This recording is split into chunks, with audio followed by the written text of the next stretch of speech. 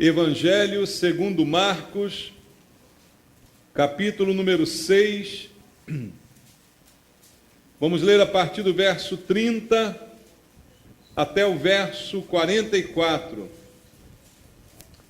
Evangelho segundo Marcos, capítulo 6, do versículo 30 até o versículo 44.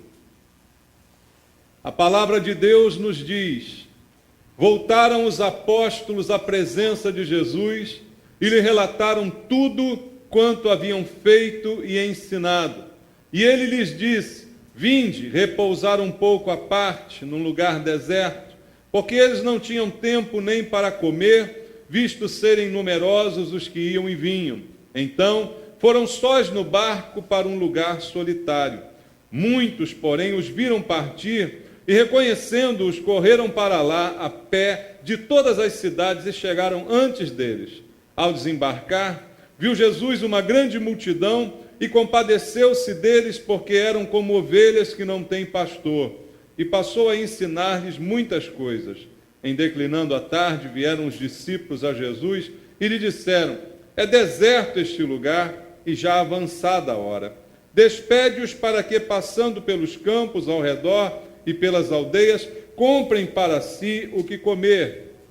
Porém, ele lhes respondeu: dai-lhes vós mesmos de comer.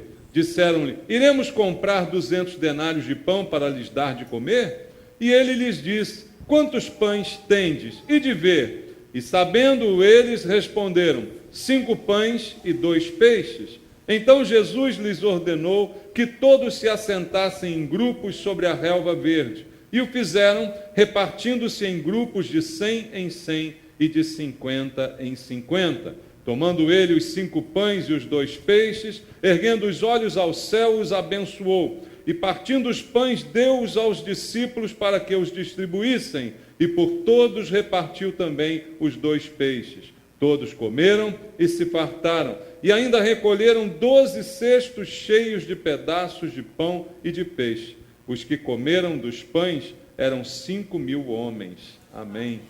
Glória ao teu nome, Senhor, por todas as tuas maravilhas, por tudo que a tua palavra nos ensina e quanto ela pode nos alimentar. Ela é o verdadeiro alimento para nós, Senhor. E esta noite queremos receber deste alimento. Queremos, ó Pai, sair daqui sustentados pela Tua palavra, cheios de fé no nosso coração. Tua palavra diz que a fé vem pelo ouvir da pregação, e é isso que queremos esta noite. Fala ao nosso coração, Senhor. Fala aquilo que necessitamos ouvir, e que a Tua palavra nos dê a direção que precisamos. Eu oro junto com os meus irmãos por isso, entregando minha vida em Tuas mãos, pedindo Tua unção, o poder do Espírito Santo, para que eu possa anunciar a Tua palavra, quebrando as barreiras de entendimento, as oposições, para que nós possamos esta noite ouvir a Tua voz. É a oração que fazemos em nome de Jesus. Amém. Graças a Deus, irmãos. Podem sentar. Amados, eu já preguei algumas vezes a respeito desse texto, e é uma passagem muito interessante, aquilo que aconteceu entre Jesus, seus discípulos, a multidão que chegou até ele. Há muitas riquezas de detalhe aqui. Mas uma mensagem que eu gostaria de tirar desse texto é algo que eu creio profundamente. Deus cuida de mim. Você crê nisso, irmãos? Jesus cuida de nós. Por que Ele cuida de nós? Porque Ele vê as nossas necessidades. Ele contempla a necessidade e a carência de todos nós. Irmãos, uma das coisas que nós podemos contemplar, com certeza, é esse cuidado de Deus sobre a nossa vida. Por toda a Bíblia, nós encontramos esta verdade sendo expressa nas palavras do Senhor. Nós todos conhecemos o Salmo número 23. Você conhece?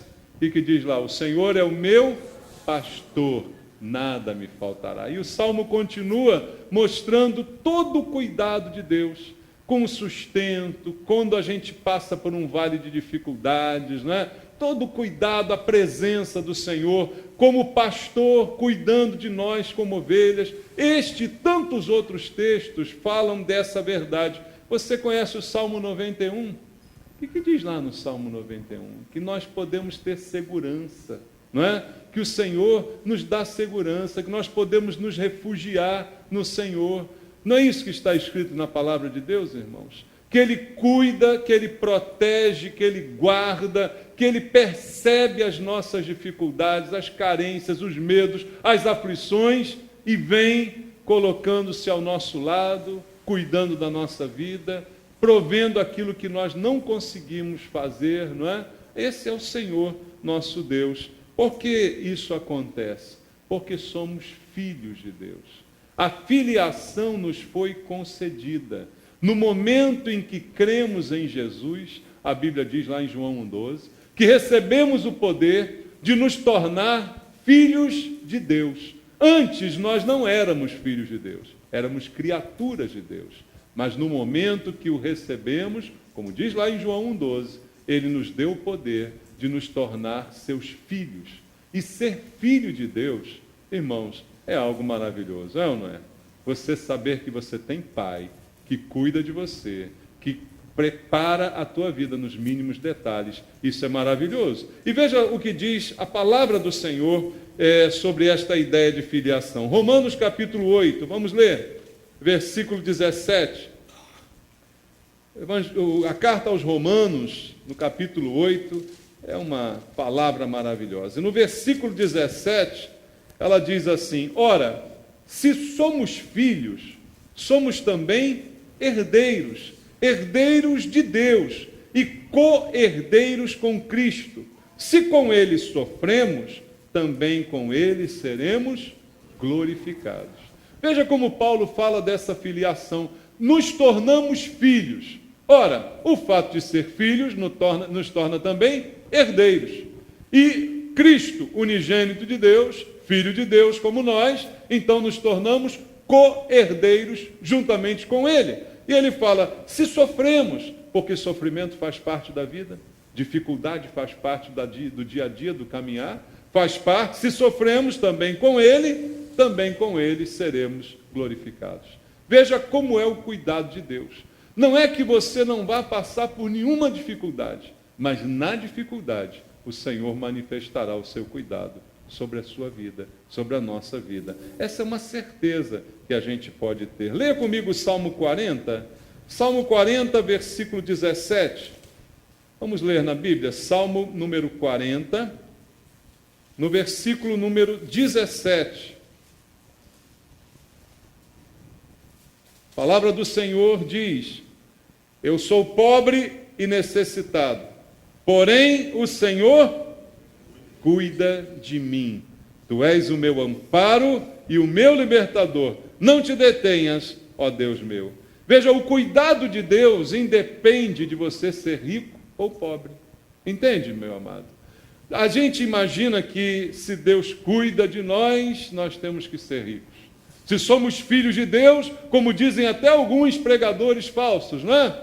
Ora, se Deus é o rei, eu sou filho do rei, então eu tenho que ter tudo que pertence ao rei. É incoerente com a palavra de Deus. Pode até ter uma coerência humana, mas é incoerente com a Bíblia. Veja o versículo que acabamos de ler. Sou pobre e necessitado, porém, o Senhor cuida de mim.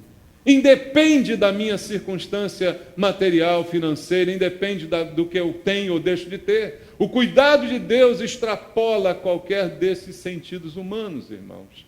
Então eu queria que você entendesse como Deus cuida de nós e como Ele enxerga as nossas necessidades. E nada melhor do que olhar para a vida de Jesus, para o exemplo de Jesus, para perceber na prática como esse cuidado se manifesta. Porque Jesus é Deus conosco, não é isso que a Bíblia diz? É Deus que se fez carne e habitou entre nós. Então, se queremos ter uma ideia de Deus, temos que olhar para Jesus. A Bíblia diz que Ele é a imagem do Deus invisível. Se eu quero ter uma ideia de Deus, eu preciso olhar para Jesus. E olhando para Jesus, eu vou entender como é que Deus cuida de nós e manifesta esse cuidado em todos os aspectos da vida humana. Interessante que quando Jesus aqui esteve, irmãos, Ele cuidou de muitas pessoas. Mas o cuidado de Deus, ele extrapola apenas o sentido espiritual. Eu digo para você, como já afirmei nos outros versículos, que ele não se restringe ao aspecto material. Já provei isso para você pela Bíblia. Mesmo sendo pobre, você pode ser cuidado por Deus. Entendeu isso? Mas também, esse cuidado também não é só espiritual. Ele é em todos os sentidos. E Jesus mostrou isso muitas vezes durante a sua vida. Porque, mesmo tendo o Deus cuidado por nós em qualquer área, você vai ver esse cuidado através da pessoa de Jesus. E esse texto que a gente leu aqui no início, eu quero usá-lo como base para mostrar o cuidado de Deus por nós. Veja, voltando ao texto lá em Marcos capítulo 6, vamos ler de novo o versículo 30 e o versículo 31. Veja como Deus começa a perceber a necessidade das pessoas. Voltaram os apóstolos à presença de Jesus e lhe relataram tudo quanto haviam feito e ensinado. E ele lhes disse: vinde repousar um pouco à parte num lugar deserto, porque eles não tinham tempo nem para comer, visto serem numerosos os que iam e vinham. Veja, de quem foi a ideia de um descanso? Foi dos discípulos ou foi de Jesus? Leia aí no texto. Quem teve a ideia? Foi Jesus, irmãos. Veja, os discípulos voltam de realizar um trabalho exaustivo, que não tinham tempo nem para comer. Jesus então se volta para eles e os chama para repousar um pouco à parte num lugar deserto. Por que Jesus toma essa iniciativa? Porque é Ele que vê a necessidade de cada um de nós. É Ele que vê quando estamos realmente cansados, quando estamos realmente exaustos, quando estamos esgotados mentalmente, emocionalmente. Então, o cuidado de Deus é em todos os sentidos da nossa vida. Nesse caso específico com os discípulos, ele vê a necessidade de um descanso, até pelo lado emocional da situação. Veja, por tanto tempo os discípulos ficaram ali cuidando de pessoas e não tinham tempo nem para comer, nem para cuidar de si mesmos. Então ele diz: espera aí, vamos descansar um pouco, porque todas as pessoas precisam de descanso. Você sabia disso? Sabe quem é incansável? É o diabo. O diabo é que é incansável. A Bíblia diz que ele não se cansa em perturbar a gente. Ele não se cansa nunca. Mas nós ficamos cansados. Nós passamos por lutas, por dificuldades, por coisas que podem trazer cansaço. E porque Deus se preocupa conosco, Ele vê a necessidade do descanso. E eu vejo a beleza desse texto, do relacionamento de Jesus com os seus discípulos. Não foi uma reivindicação deles: olha, Jesus, não vamos fazer mais nada porque não aguentamos mais. Vamos fazer uma greve, Jesus. Vamos aqui protestar porque não está dando, as condições de trabalho não são aceitáveis. Não, não foram eles que tomaram a iniciativa, mas foi Jesus que viu a necessidade. Por isso, eu queria que você entendesse que antes de você mostrar para Deus a sua necessidade, Ele já conhece a sua necessidade. Ele já sabe do que você precisa, e Ele já sabe o que você está sentindo, Ele já sabe o que está doendo em você, Ele já conhece a necessidade de cada um de nós. Foi por isso que Jesus disse lá em Mateus capítulo 11, versículo 28, a todas as pessoas, o que Ele disse? Vinde a mim, todos os que estáis cansados e sobrecarregados, e eu vos aliviarei. Tomai sobre vós o meu jugo e aprendei de mim, porque sou manso e humilde de coração, e achareis o quê? Descanso para as vossas almas. Veja, Ele oferece descanso a qualquer um que vai a Ele, porque Ele percebe quando há uma necessidade, quando estamos cansados, sobrecarregados. A vida é complicada, a vida sobrecarrega, mas em Jesus nós podemos descansar. Ele chama os discípulos que estão trabalhando, fazendo coisas importantes na obra dele, que ele mesmo mandou fazer, mas ele os chama para descansar. E para junto dele, ele disse: venham, venham. Como ele disse lá em Mateus: vinde, vinde em mim, comigo, descansar. Num lugar deserto, um pouco à parte, vamos descansar. Veja o que diz a Bíblia, irmãos, em Hebreus, capítulo 4, versículo 9 e 10. Na carta aos Hebreus, capítulo número 4, verso 9 e verso 10, diz assim: portanto, resta um repouso para quem? Para o povo de Deus, porque aquele que entrou no descanso de Deus, também ele mesmo descansou de suas obras, como Deus das suas. Deus está chamando cada um de nós para descansar nele. Deus conhece a tua necessidade. Deus sabe o que você tem vivido, o que você tem passado. Deus sabe o que você tem feito, mas Ele está sempre nos chamando a descansar nele. Descansar emocionalmente nele. Descansar as preocupações nele. Descansar nele em todos os sentidos. Descanse até das suas obras. Assim como Deus descansou das dele, ele diz: descanse você das suas. Às vezes a gente quer fazer tanta coisa e não consegue, e tenta e não dá e tal. E isso traz uma sobrecarga emocional, física, que esgota a gente. E Deus está sempre oferecendo descanso. Mas veja, o descanso não é não fazer nada, irmãos. É descansar a mente, é descansar o coração, é aliviar a sobrecarga. É disso que o Senhor está falando. E a Bíblia diz: resta um repouso. Mas para quem há esse repouso? Para o povo de Deus. Para quem não é de Deus não vai ter repouso não, irmão. Vai ter chicote cada vez maior. Mas para você que é de Deus, você pode descansar no Senhor. Mesmo vivendo a loucura toda que esse mundo tem apresentado para nós, a gente pode descansar no Senhor. E Ele está nos chamando para descansar, porque Ele vê a nossa necessidade. Volta lá em Marcos capítulo 6, acompanhe o texto no versículo número 34. Diz assim: ao desembarcar, mais uma vez, viu Jesus uma grande multidão. E o que ele fez? Compadeceu-se deles, porque eram como ovelhas que não têm pastor, e passou a ensinar-lhes muitas coisas. Preste atenção, que necessidade Jesus viu. Primeiro ele viu, o que ele viu? A multidão. Ele viu aquele monte de gente lá, que se aglomerou para o lugar para onde ele estava indo, pensando que estava deserto, né? Pensando que chega lá e ia descansar com os discípulos. A multidão foi na frente, chegaram lá, e quando Jesus desembarcou, ele logo viu aquela multidão. E ele as qualificou como um bando de ovelhas que não tinha pastor. E aí eu te pergunto, para que serve um pastor? Por favor, não fale o que você está pensando. Para que serve um pastor para um bando de ovelhas? O pastor dá a direção para as ovelhas.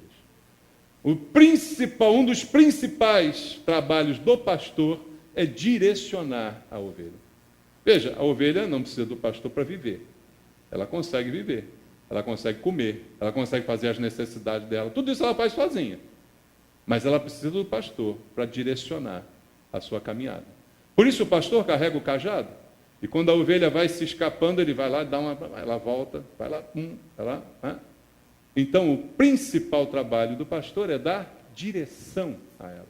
Quando Jesus olha a multidão e as vê como ovelhas sem pastor, ele viu um bando de gente sem direção. Ele viu um bando de gente sem rumo. E ele se compadeceu daquelas pessoas, por estarem naquela situação. E veja, irmãos, quantas pessoas hoje estão por aí sem rumo, né? Pessoas que estão vivendo, que não têm a menor ideia do que é a vida. Estão vivendo sem nenhum rumo na sua vida. Estão da mesma maneira que Jesus viu aquela multidão. Interessante que logo depois de ver e se compadecer, sempre que Deus se compadece, Ele faz alguma coisa. O que Jesus faz? O versículo 34 diz o que Ele faz. passou a ensinar muitas coisas para elas. Veja, a necessidade daquelas pessoas que as fez ser comparadas com ovelhas sem pastor, não era de comida, não era de carro novo, não era de marido. A necessidade daquelas pessoas era de aprendizado. O problema daquelas pessoas era ignorância. O que fez Jesus se compadecer foi a grande ignorância que havia naquelas pessoas. E hoje, irmãos, há muita gente ignorante nesse mundo.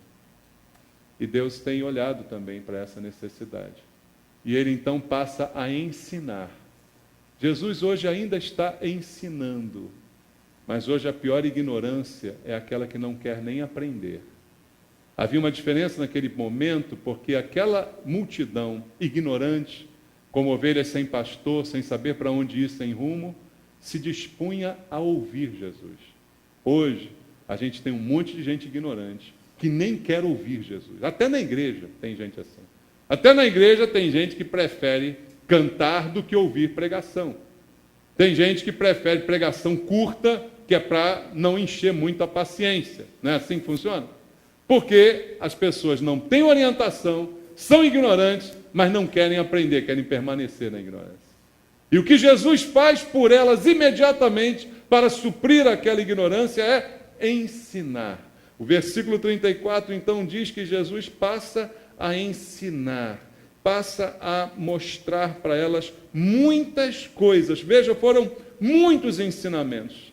Irmãos, o homem precisa de direção.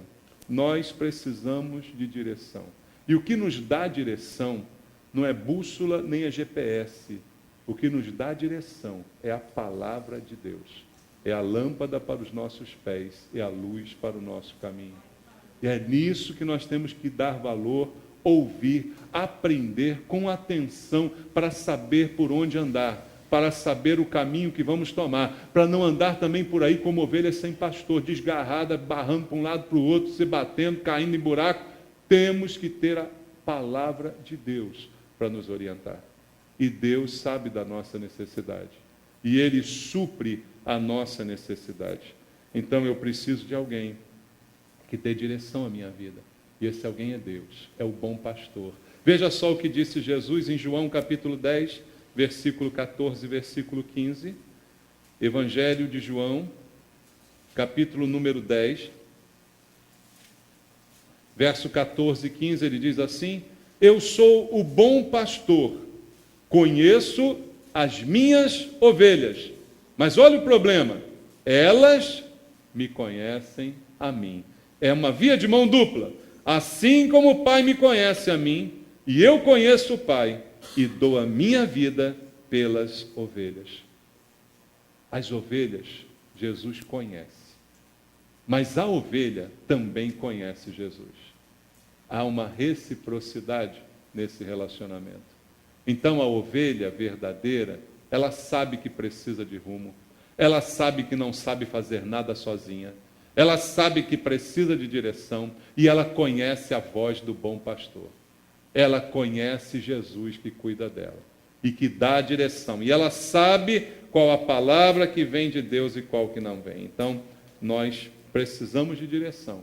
E só quem vai nos dar direção correta é o bom pastor chamado Jesus, que vê a nossa necessidade e se compadece de nós e está pronto para nos ensinar. Volta lá no capítulo 6, mais uma lição que o texto nos apresenta, no versículo 35 até o 38. Diz assim: em declinando a tarde, vieram os discípulos a Jesus e disseram: é deserto este lugar, já avançada a hora. Despede-os para que, passando pelos campos ao redor e pelas aldeias, comprem para si o que comer.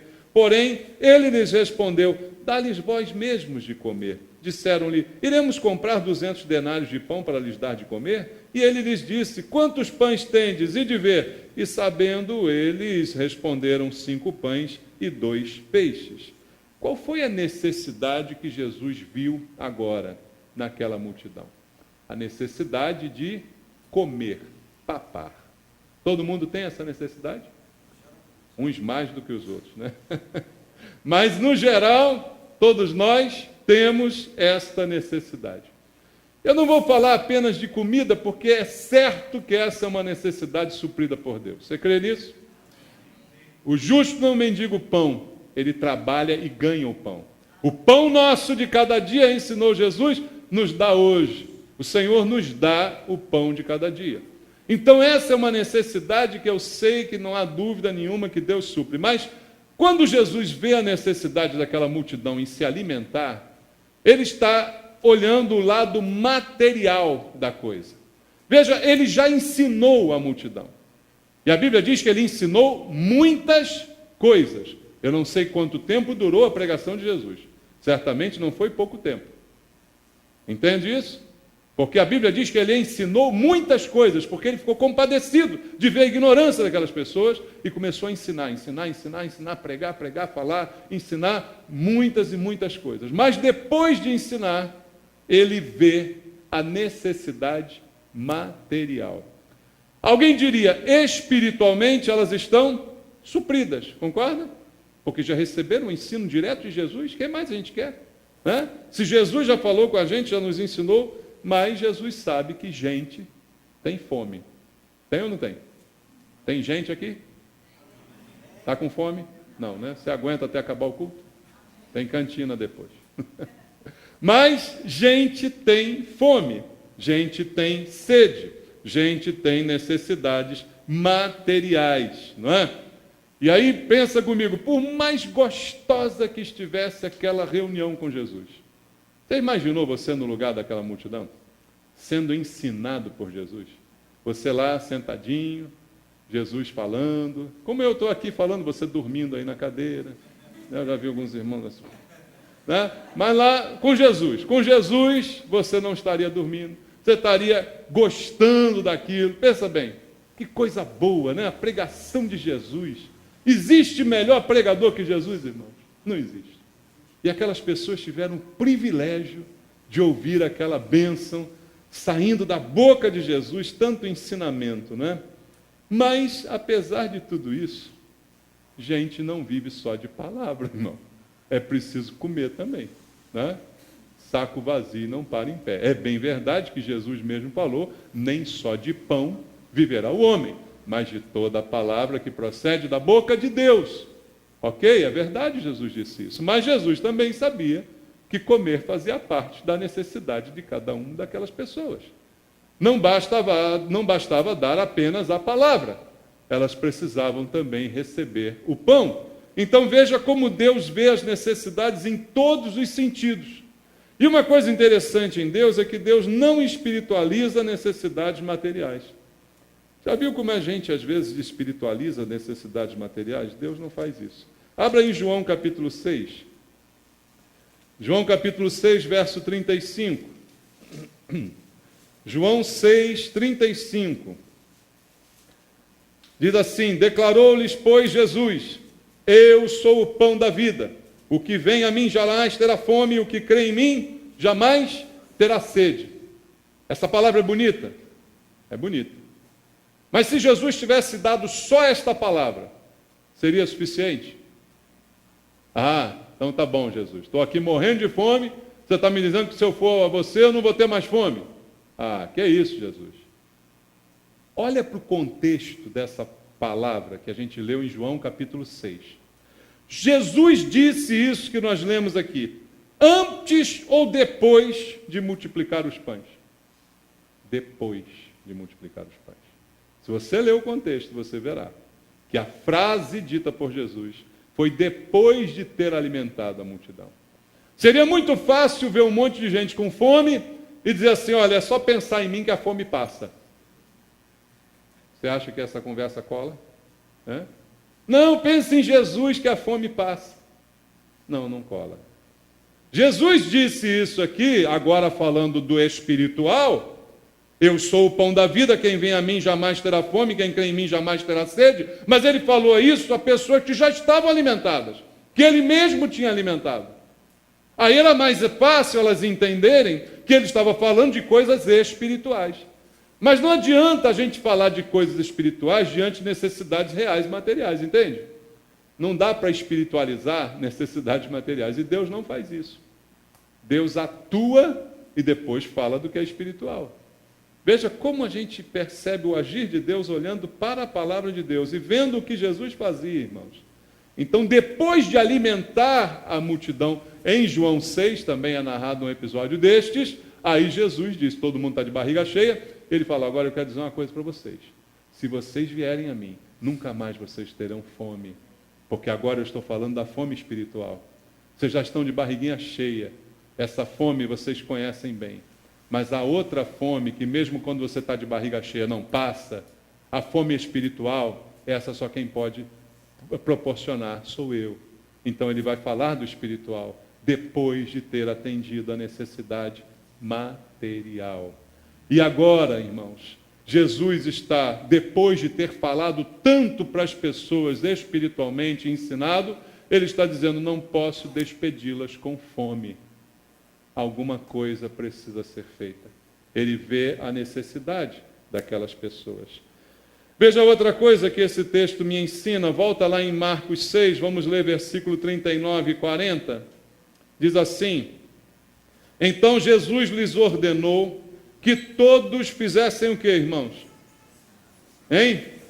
Se assentassem em grupos sobre a relva verde. E o fizeram, repartindo-se em grupos, de 100 em 100 e de 50 em 50. Irmãos, isto não está aqui por acaso. Há um monte de lição que a gente pode tirar daqui. A primeira delas, organização, né? Deus não é bagunceiro, igual alguns de nós, né? Tem gente que é tão bagunceira que chega a me dar arrepio.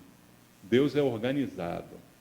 Vamos servir um banquete, mas nada de todo mundo avançar, vem aqui, me dá meu peixe, me dá meu pão.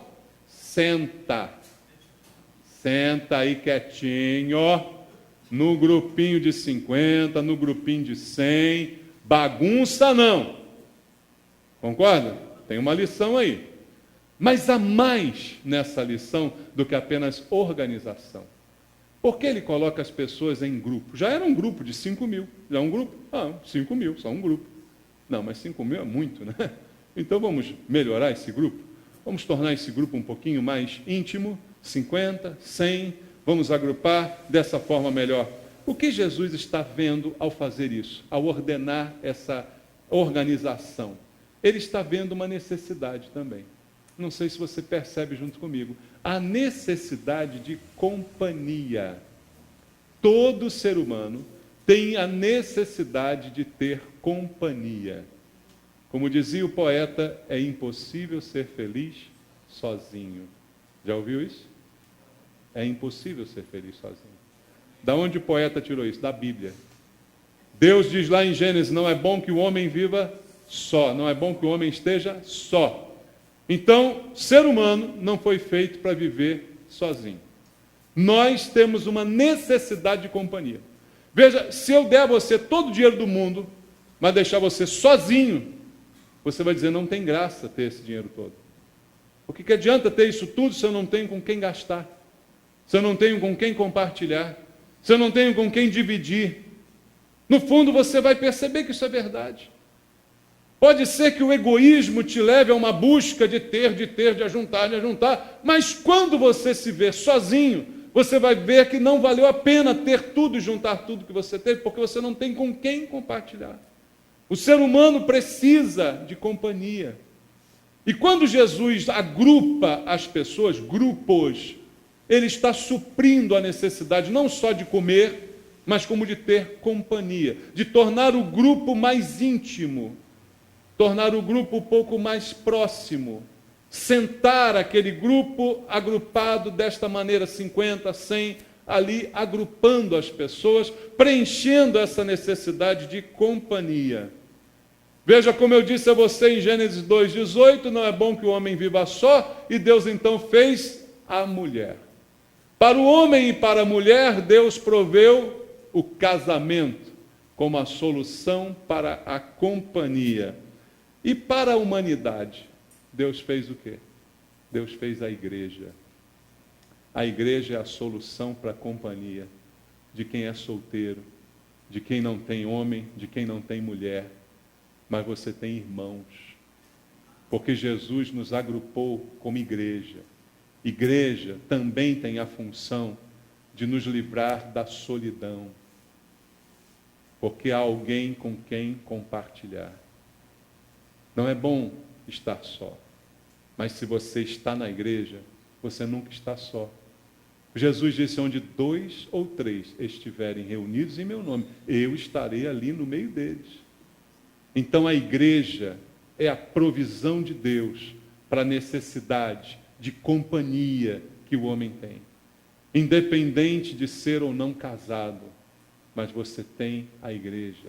Independente de estar numa idade avançada e se achar sozinho, porque ninguém está lá mais comigo, a minha família, meus filhos, mas você tem a igreja. E aqui você vai chegar e vai ter irmãos em Cristo. Não importa se você ficou solteirão, solteirona, você tem a igreja. E aqui nunca você estará sozinho. É a provisão de Deus para a necessidade de companhia do homem. Versículo 41 de Marcos 6 diz: tomando ele os 5 pães e os 2 peixes, erguendo os olhos aos céus, os abençoou e, partindo o pão, deu aos discípulos para que os distribuíssem, e por todos repartiu também os 2 peixes. Sabe o que eu vejo aqui? Jesus vendo a necessidade de justiça social, irmãos. No banquete de Jesus, todo mundo come a mesma coisa. Parou para pensar nisso? No banquete de Jesus, todo mundo recebe partes iguais. Ele parte os pães e os peixes, 5 e 2, bem pouquinho, né? Mas enquanto ele parte, a multiplicação e o milagre acontece. E ele vai partindo e repartindo. Repartir é partir de novo. Parte, reparte, reparte e distribui. Ou seja, igualmente, cada um recebe uma parte igual a que todos os outros receberam. No banquete dado por Deus não tem diferença. Não tem quem come de menos, nem quem come de mais. Não tem quem come muito e quem fica com falta. Todo mundo é igual. Não tem quem é mais importante para receber uma parte melhor ou mais uma porção maior. Todo mundo recebe igualmente. Então Jesus vê a necessidade de justiça social. Segundo a palavra de Deus, é repartindo que se multiplica. 5 pães e 2 peixes. Suficiente para uma pessoa fazer um bom lanche. Concorda? Você é capaz de comer 5 pães e 2 peixes? Peixes razoáveis. Numa tarde de fome, você come isso sozinho. Fala a verdade, não come? No momento de fome, você manda os 5 pães para dentro e os peixes com rabo e cabeça, com tudo. Não, não. É suficiente para uma, que dirá 2, talvez 3 pessoas.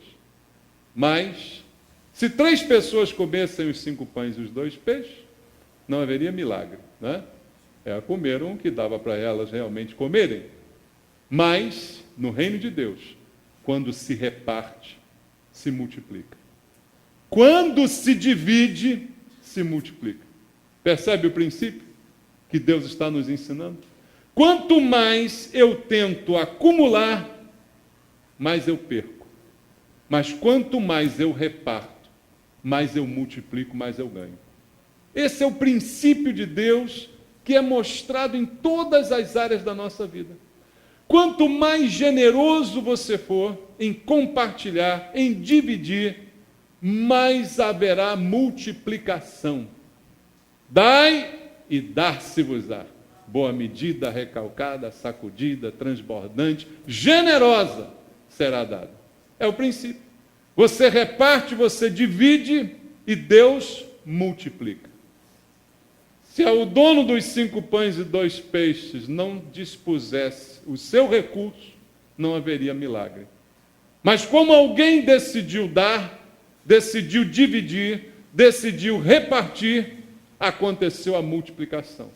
Todas as vezes que nós retemos alguma coisa, nós estamos impedindo uma multiplicação.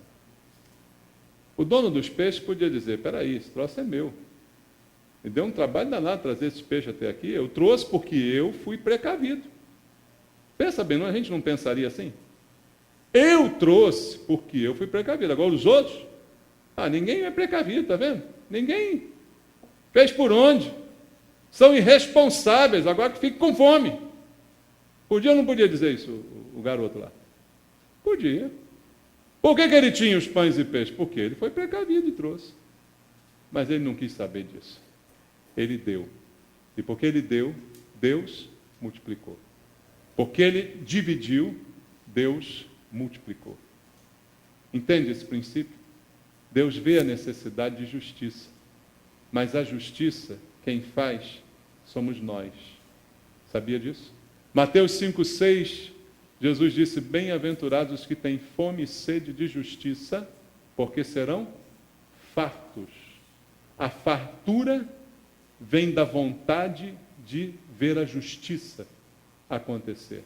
A justiça social. Quanto mais vontade de ver a justiça acontecer, mais farto você será. Quanto mais doador, repartidor você for, mais você será farto.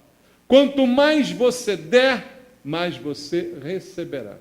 Esse é o princípio que Jesus está ensinando ao ver a necessidade daquela multidão. E por fim, veja o versículo 42, diz assim, todos comeram e se fartaram.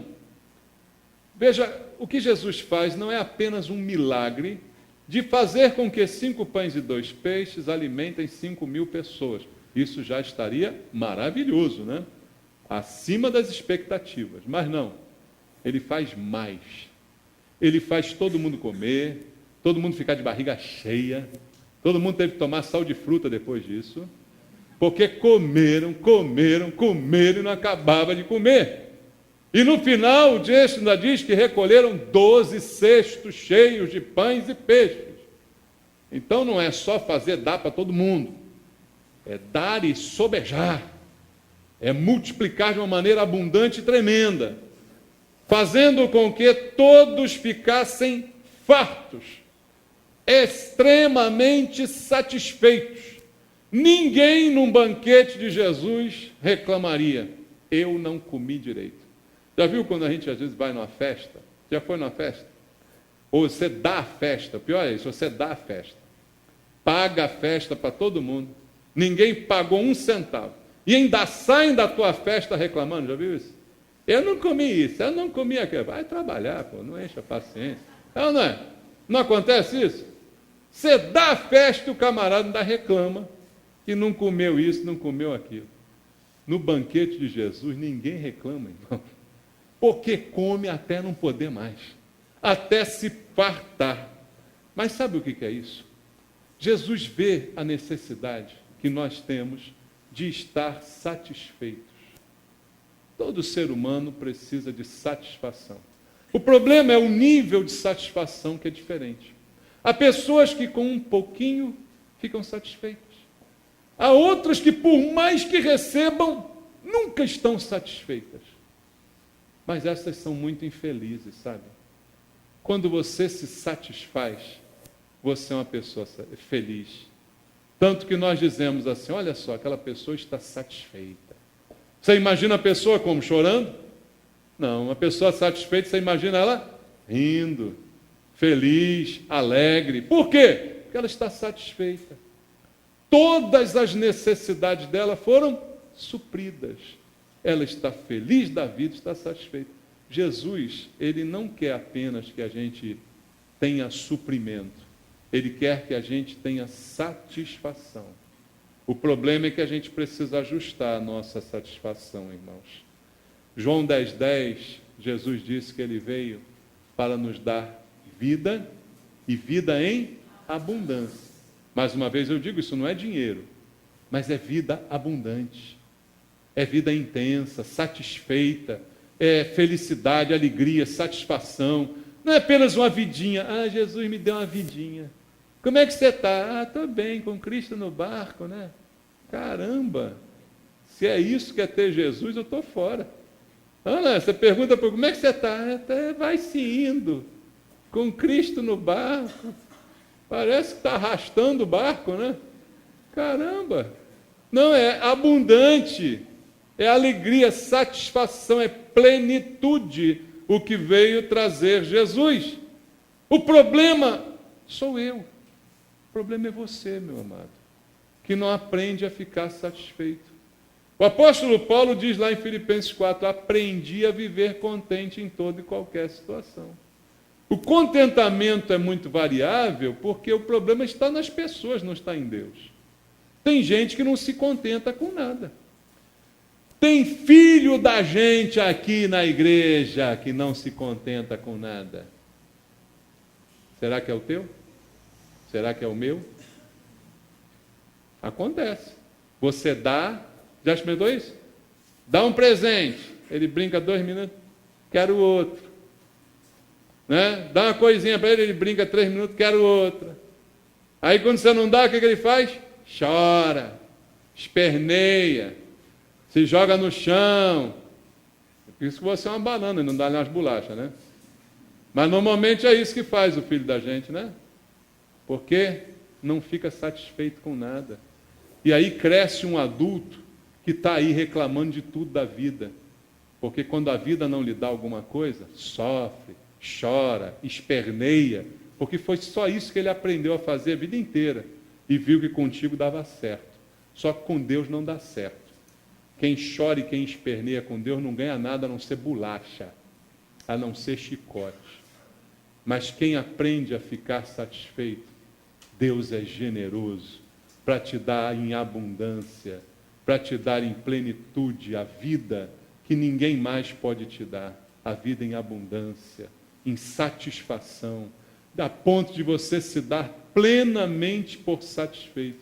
Mas você precisa aprender isso. Para a gente terminar, 2 versículos. 1 Timóteo, capítulo 6, verso 8. Vamos ler? 1 Timóteo, capítulo 6, verso 8. Tendo sustento e com que nos vestir, estejamos contentes. O que a Bíblia manda? Que você fique contente com o quê? Com o sustento e com a vestimenta. Ou seja, estou comendo, não estou andando pelado, estou rindo de orelha a orelha. É isso que está escrito aí ou não é, irmão? Para mim é. Tendo sustento e com que se vestir, esteja contente. Mas você já viu como é difícil deixar umas pessoas contentes? Tem gente que nunca está contente com nada, irmão. Jesus pode fazer um monte de coisa pela pessoa, mas ela está sempre descontente. Ela está sempre reclamando da vida. Mesmo quando ela ganha uma bênção de Deus, você pergunta, e aí, como é que está? Está gostando da bênção? Mas podia ser melhor. Podia ter mais algumas coisinhas. É claro, porque o nível de satisfação do ser humano carnal nunca será satisfeito. Quem tem quer sempre ter mais. Isso é o normal, gente. É o normal da carnalidade humana. Não existe satisfação quando não há vida espiritual. É sempre baixo. Por que você imagina, só na sociedade, você olha para a sociedade, você vê assim, um juiz. Você sabe quanto ganha um juiz? 25, 30 mil reais. Um juiz graduado. Por que o cara quer roubar ainda por cima? Já parou para pensar nisso? Quanto ganha um político? A mesma coisa, 30 mil reais. Para que quer roubar? Porque quanto mais tem, mais quer. Isso é normal, irmãos. É normal da carnalidade humana. Então, queridos, o que a Bíblia está dizendo, aprenda a viver contente. Porque Jesus quer te dar contentamento. Ele quer te deixar satisfeito. O problema é o tamanho da tua barriga, que nunca fica satisfeita. Por mais que ele soque coisa lá dentro, nunca fica satisfeita. Esse é o problema. É como o povo de Israel que vivia reclamando. Lê lá Números 11, lá o que está escrito. Não vamos ler agora, não, que não dá mais tempo. Mas você conhece a história. Chorando por causa de pepinos e melões. Aí Deus disse, estão chorando? Eu vou dar codornizes para você. E eu vou enfiar codorniz goela abaixo até sair pelo nariz. Está escrito assim na Bíblia, irmãos. Irrita Deus essa coisa, dessa insatisfação que a gente tem que estar sempre reclamando. Então tem que aprender a ficar contente.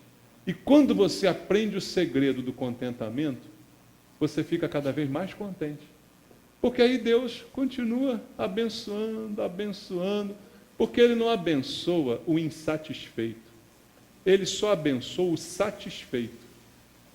Ser fiel no pouco e sobre o muito te colocarei. Então Deus só abençoa quem está satisfeito. Eu não tenho nada, mas estou satisfeito.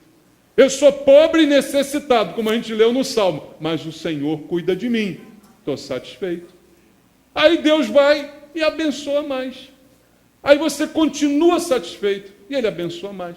Agora, se cada vez que Ele abençoa, você quer mais, você quer mais, você quer mais, Ele para. Entende isso? Jesus vê a necessidade, mas eu preciso corresponder. Hebreus capítulo 13, verso 5, também está escrito aqui uma preciosidade de Deus para nós. Hebreus 13, 5 diz: seja a vossa vida sem avareza. O que é isso? O nome popular disso aí, qual é? Pão duro. Avarento é o pão duro, né? Deixa de ser pão duro, irmão. É o que está escrito aqui. Seja a vossa vida sem avareza. Contentai-vos com as coisas que tendes, que você já tem, porque Ele tem dito: de maneira alguma te deixarei, nunca jamais te abandonarei. Por quê? Porque Deus cuida de nós. Ele vê a necessidade. Todas as áreas da nossa vida. Ele vê a carência e Ele provê a necessidade. Então, a gente tem que aprender. A gente tem que aprender cada vez mais. Primeiro, a cuidar das nossas necessidades. Entender que outras pessoas também têm as mesmas necessidades que nós. E saber que Deus cuida de cada detalhe da nossa vida. Amém? Guarda a palavra no teu coração. E descansa no Senhor. Mas aprenda a viver contente. Em nome de Jesus. Vamos louvar ao Senhor nosso Deus. Louvado seja Deus.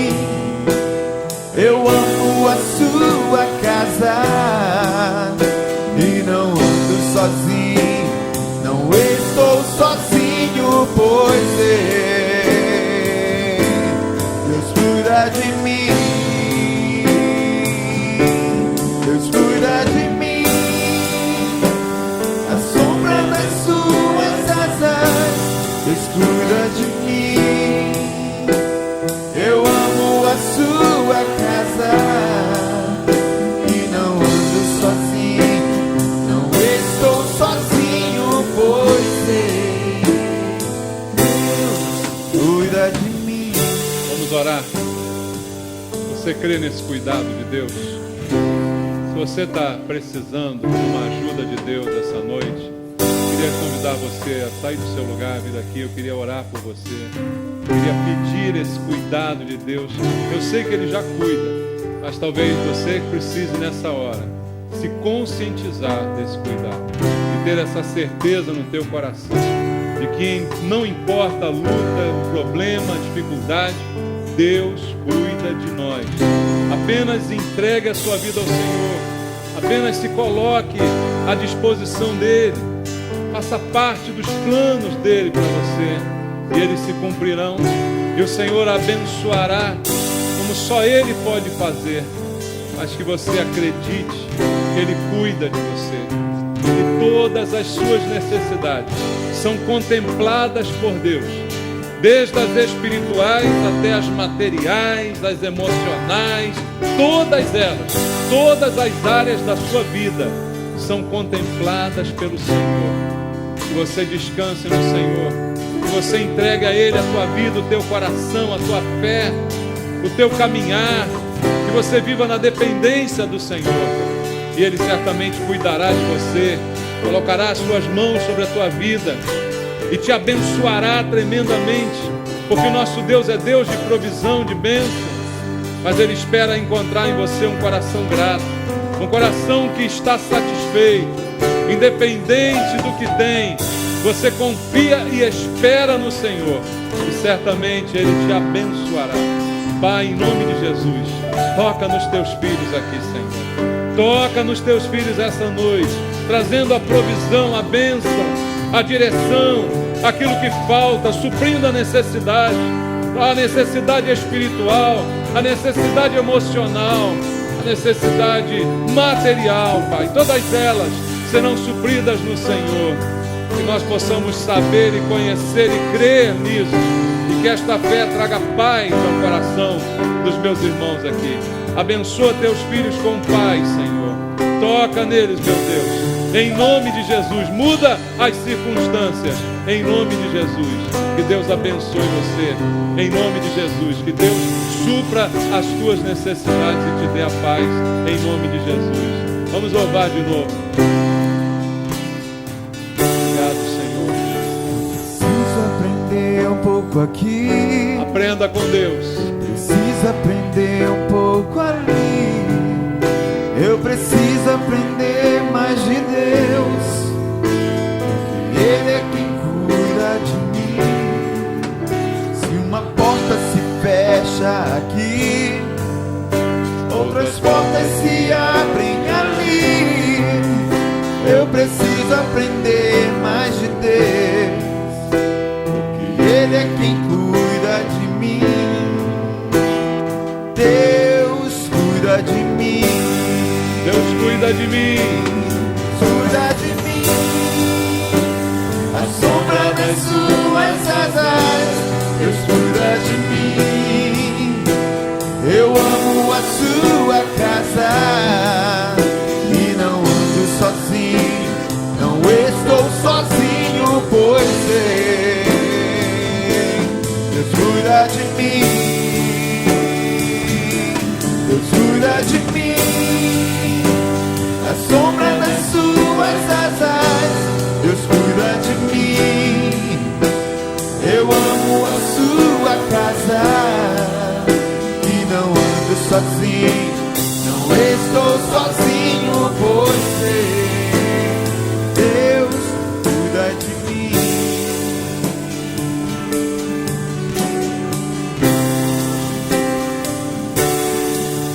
Se na vida não tem direção, preciso tomar decisão. Eu sei que existe alguém que me ama, Ele quer me dar a mão. Se uma porta se fecha aqui, outras portas se abrem ali. Eu preciso aprender mais de Deus, que Ele é quem cuida de mim. Deus cuida de mim. Obrigado, Senhor. Cuida de mim. A sombra das suas asas, Deus cuida de mim. Eu amo a sua casa. Obrigado, Jesus. E não ando sozinho, não estou sozinho, pois Deus cuida de mim. Cuida de mim. A sombra das suas asas, Deus cuida de mim. Eu amo a sua casa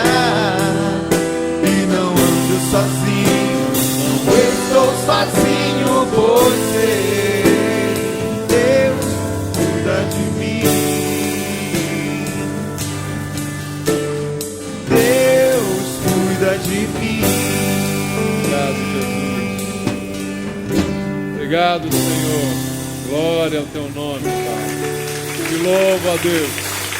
Obrigado pelo teu cuidado, Senhor. Amém.